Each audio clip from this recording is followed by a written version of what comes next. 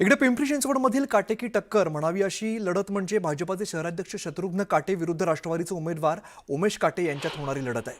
या लढतीमध्ये कोण जिंकतंय यावरती सगळ्यांचं लक्ष लागलंय। दरम्यान शत्रुघ्न काटे हे भाजपाचे शहराध्यक्ष आहेत आणि त्यांच्या डोक्यात सत्ता गेल्यामुळे ते नागरिकांना गृहीत धरतात असा आरोप करत राष्ट्रवादीचे उमेदवार उमेश काटे यांनी त्यांच्यावरती जोरदार टीका केली आहे। तर निवडून आल्यास आपण प्रभागातील वाहतूक कोंडी आणि पाणी प्रश्न मार्गी लावू असा विश्वास देखील उमेश काटे यांनी व्यक्त केलेला आहे। त्यांच्याशी बातचीत केली आमचे प्रतिनिधी गोविंद वाकडे यांनी। तुम्हाला शत्रुघ्न काटेंचं आव्हान वाटतंय का? ते शहराध्यक्ष आहेत भाजप, ते शहराध्यक्ष आहे, हाच त्यांचा मुख्य प्रॉब्लेम आहे। त्यांच्या डोक्यामध्ये मला वाटतं सत्तेची सगळ्या गोष्टी गेलेल्या आहेत आणि त्या माध्यमातून गेले 9 वर्ष ते कुठेही नागरिकांसोबत दिसत नाहीत, नागरिक समस्यांवरती काम करताना दिसत नाही।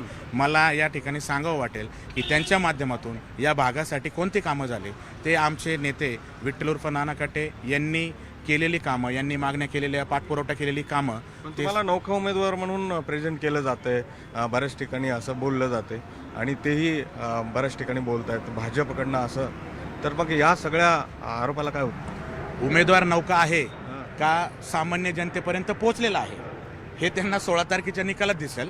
मला खात्री आहे की मी गेले 5-7 वर्ष जे काही सामाजिक आणि सांस्कृतिक क्रीडा प्रकारांमध्ये जे काम उभं केलं आहे त्या माध्यमातून माझा जनतेशी कनेक्ट आहे।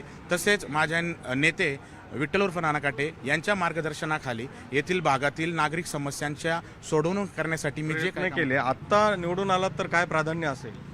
या निवडणुकीत मी निवडून आलो तर माझ्या प्रभागात 2 मुख्य समस्या आहेत। एक म्हणजे येथील वाहतूक कोंडी आणि या वाहतूक कोंडीवरती स्मार्ट ट्रॅफिकिंगच्या माध्यमातून मी नक्कीच चांगलं वाहतूक कोंडी सोडवण्याचा प्रयत्न करेल। अर्थातच या काटेकी टक्कर जी आहे त्यावर देखील आपलं लक्ष असणार आहे। संदीप गोविंद वाकडे, न्यूज 18 मराठी, पिंपरी चिंचवड।